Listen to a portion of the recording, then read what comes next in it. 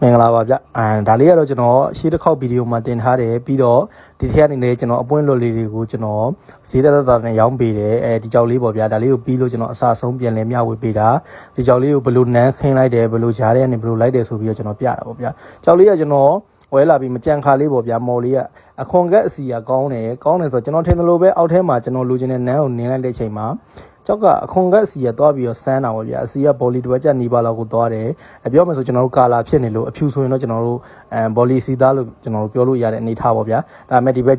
ဂျားပေါက်လေးမှာဆိုရင်တော့ကျွန်တော်တို့ကြောက်သားလေးနဲ့ကျဲတယ်အနှဲငယ်ကျဲတယ်ဒါပေမဲ့ဒီကောင်လေးရဲ့ကာလာလက်သင့်ခံလို့ရတဲ့အနေထားမှာရှိတော့ကျွန်တော်တို့ဒီကောင်လေးကိုကျွန်တော်တခြားလေးလွှာပြီးတော့ဒီကြားထဲကနေတခြားလေးအပွင့်လေးထုတ်တာပေါ့ဗျာအစီလေးကမစိုးဘူးကိုထင်တယ်လို့လေးကြောက်လေးကအလုံးဖြစ်သွားတော့ကျတော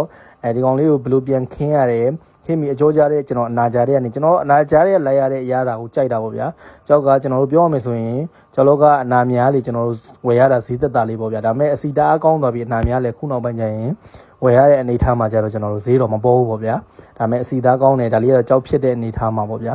ဒီပွင့်လေးတွေထွက်တယ်ဒီလိုအနာကြားတွေကနေမှသူချလိုက်ရတာပေါ့ဗျာဒါလေးကကျွန်တော်ဒီထဲကနေထွက်တဲ့ကြောက်လေးကိုကျွန်တော်ကြောက်လေးကိုတင်ပေးတယ်ကျွန်တော်သွေးကတတလေးနဲ့ပဲကျွန်တော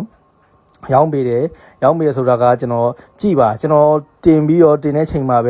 ဲကြောက်လေးလှတယ်ဆိုပြီးမဝယ်နဲ့အပြင်မှာပဲတခြားကြည့်ပြီးစိတ်တိုင်းကြပြီးပေးရတဲ့ဈေးနဲ့တန်ပြီးဆိုမှပဲကျွန်တော်ဝယ်သေးခြင်းနဲ့ပြီးတော့ဝယ်ဖို့လဲကျွန်တော်အကြံပြုတယ်ပေါ့ဗျာကျွန်တော်ဒီထဲကနေမှတခြားကြနာပေါ့ဗျာအနာကြားတွေထဲမှာတခြားစိတ်ရှိလက်ရှိနဲ့လိုက်ပြီးတော့ကျွန်တော်ထုတ်ထားတဲ့နေထားပေါ့ဗျာကြောက်လေးတွေကအခုချိန်စီကွက်နဲ့လဲကျွန်တော်ရောင်းပေးတဲ့ဈေးလေးကတော့မစိုးပါဘူးဒါပေမဲ့ကျွန်တော်တို့နောက်စုကျင်နဲ့တင်းကျင်နဲ့ဆိုရင်တော့ကျွန်တော်တန်တဲ့အနေထားလေးမှာရှိတာပေါ့ဗျာဒါလေးကိုကျွန်တော်သွေးပြီးတော့ကျွန်တော်ခေါင်းပြီးတော့တဲ့အနေထားမှာခေါင်းပြီးတော့ကျွန်တော်ဘက်လန်တာပေါ့ဗျာအပွင့်ကြီး600ကျော်လောက်ရှိတယ်ခေါင်းပြီးတဲ့အနေထားလေးမှာပြီးမှကျွန်တော်ခေါင်းလေးဖင်လေးသွေးမှတ်တိတိုက်ပြီးတော့ဒါ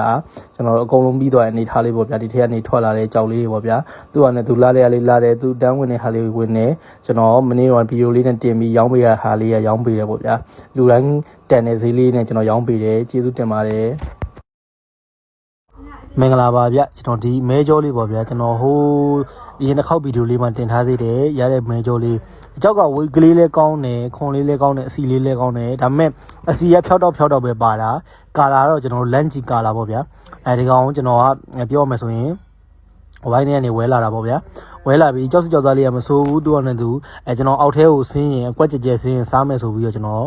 ဒီကောင်လေးကိုဝဲလာပေါ့ဗျာကြောက်လေးကဖြစ်လိုက်တဲ့နေထားမှာတော့ပြောမယ်ဆိုလို့ကွက်ကြဲမဆင်းဘူးအောက်ထဲဆင်းတော့လေကျွန်တော်တို့အနာလေးပါတယ်ပေါ့ဗျာအနာတော်စိတ်သွားတယ်အနာရဲ့ကနေမှကျွန်တော်တခြားထွင်ထုတ်ပြီးတော့ပြန်ပြီးလိုက်ရတာပေါ့ဗျာအရွယ်ကကျွန်တော်တို့အကြီးတော့မရဘူးစကားလေးနဲ့ကျွန်တော်အသေးလေးပေါ့ဗျာစကားအသေးလေးကိုကျွန်တော်တို့ရအောင်လိုက်ပြီးတော့ထုတ်ရတာပေါ့ဗျာကြောက်က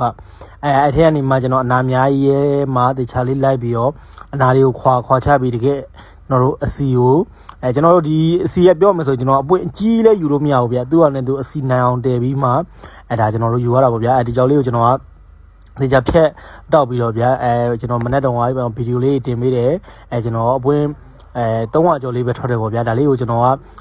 နည်းနည်းလာတဲ့ဟာလေးကိုကျွန်တော်တို့ကျွန်တော်3500လုံးနဲ့ရောင်းပေးတယ်ကျွန်တော်သိနည်းနည်းလေးဟွာဖြစ်တဲ့ဟာကို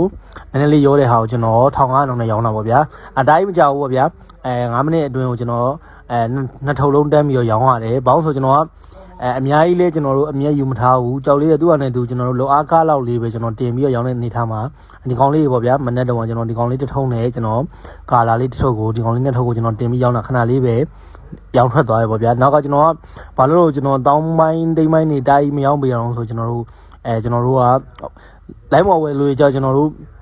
နည်းနည်းလေးနဲ့အမောင်လေးကိုဝယ်ချင်ရပါဗျာသိမ်းပိုင်း10ပိုင်းနေကြတိတ်ပြီးတော့သူတို့မှာဝယ်လဲကျွန်တော်တို့နားမလဲပဲနဲ့ဝယ်အစမပေးပြီးမှဖြစ်လို့ကျွန်တော်တိတ်ပြီးမရောင်းမဲနဲ့နားလဲတဲ့လူတွေမှာပဲကျွန်တော်သိမ်းပိုင်း10ပိုင်းနေရောင်းတဲ့အနေထားမှာရှိပါတယ်ကျေးဇူးတင်ပါတယ်